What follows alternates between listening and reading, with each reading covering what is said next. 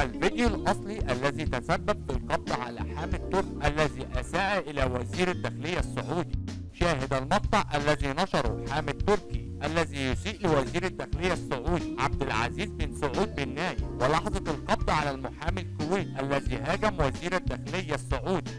السلام عليكم وأهلا بكم. إحالة واقعة تطاول مغرد على أحد رموز السعودية.